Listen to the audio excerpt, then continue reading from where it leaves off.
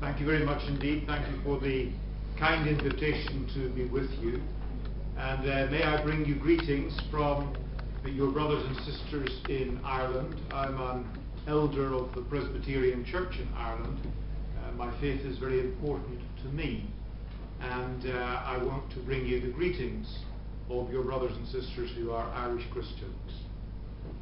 In particular, I've been asked to say a few words about how women can help to bring us together across the divisions of religious faith within the Abrahamic community and indeed beyond. And there are many speakers, so I don't want to take up much of your time.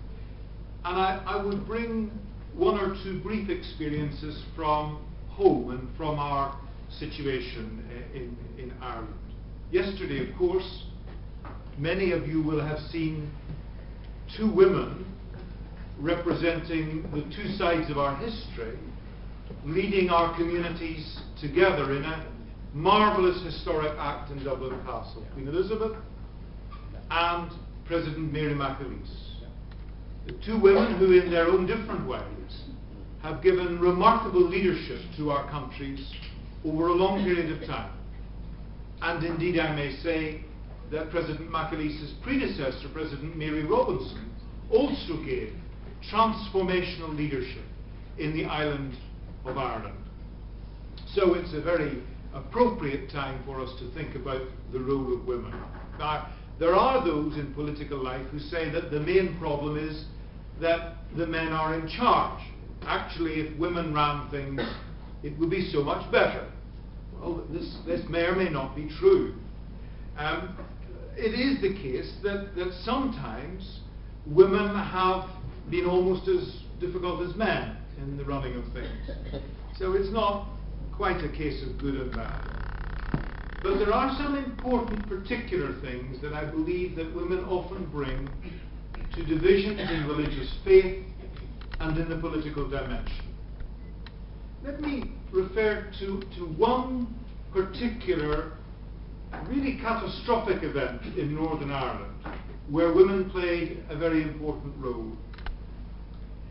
You will recall that in the early 1980s, Republican prisoners in the prison in just outside Belfast went on hunger strike.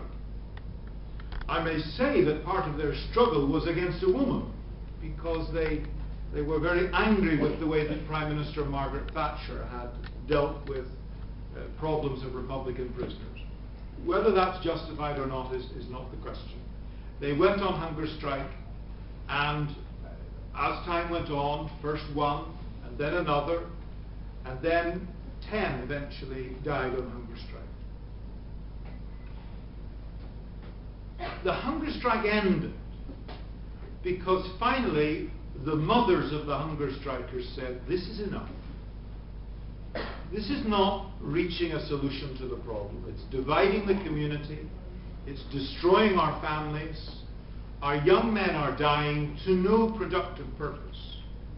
And in a sense, the men had trapped themselves into this terrible loss of life, because once one had died and another, then the men began to feel that their pride was caught up in this, that their manliness was being caught up in this. For them not to continue this endless row of deaths would be to give up their pride in themselves as men and as Republicans.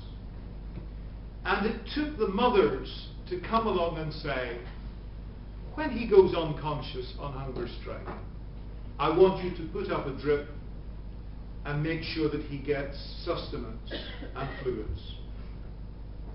And first one mother did it. It was the mother of Patsy McGeown, a man whom I later came to know as a member of Belfast City Council. I served alongside of him.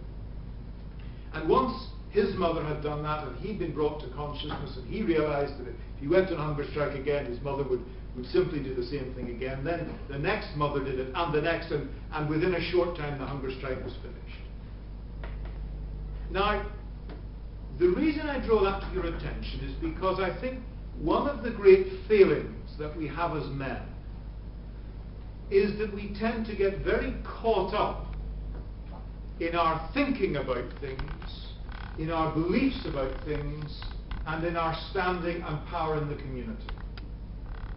Indeed, when I tried as a political leader at home to get more women involved in politics, many of them said to me, "It's a silly boys' game.